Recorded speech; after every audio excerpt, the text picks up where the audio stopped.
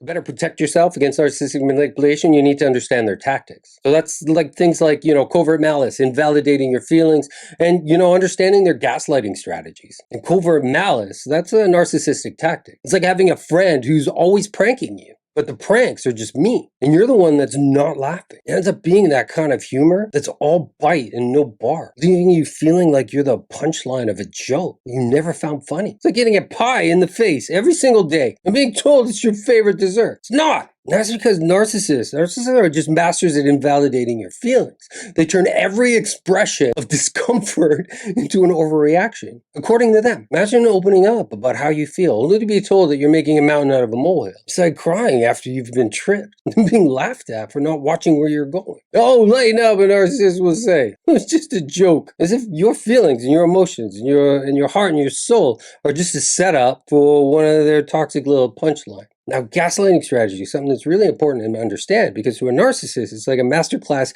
in shifting reality, in bending reality and distorting it. It's not just about mean humor, because what you realize when you look at it from a different perspective is that it's a deliberate tactic to make you doubt your own feelings, your own reaction. And if you dare question a narcissist joke, suddenly, you're the one that's being way too sensitive. It's as if you're wrong for not finding a humor in your own humiliation. Well, yeah, duh. It's like being told the water that you're drowning in isn't even wet. And what you're going to find is standing up for yourself in this twisted little narcissistic comedy tournament they're constantly playing. It's not about causing a scene. It's about just changing the channel altogether. It's letting the narcissist know that their kind of humor isn't welcome. Like, not today, not tomorrow, not ever. And assertiveness, it isn't about being rude.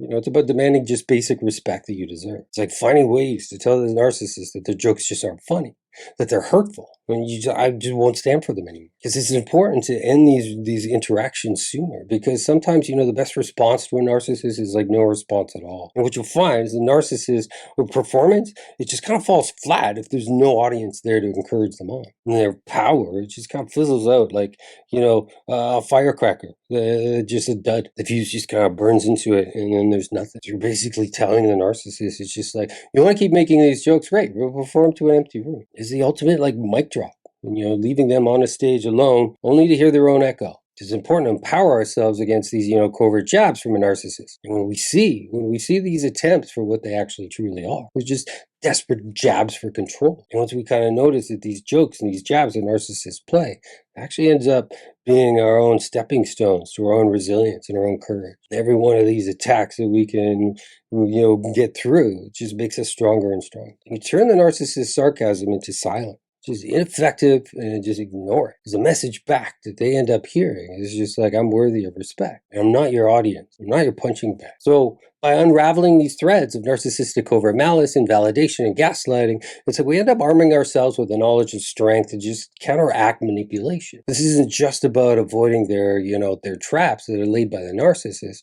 It's about paving, a path that's lined in our own self-respect and our own dignity. And no narcissist gets to take that from us. Well, I do hope that you found this information really helpful. I know there's a lot of information in here, and what you might find is you might need to watch it 2 or 3 times just to really get a handle for it, because I did cram it with a lot of information. And I do ask, if you did enjoy it, just to like, to comment, to follow. The more people that kind of see this, the more people interact with it, the better chances are that the people who actually need to see this are going to see it.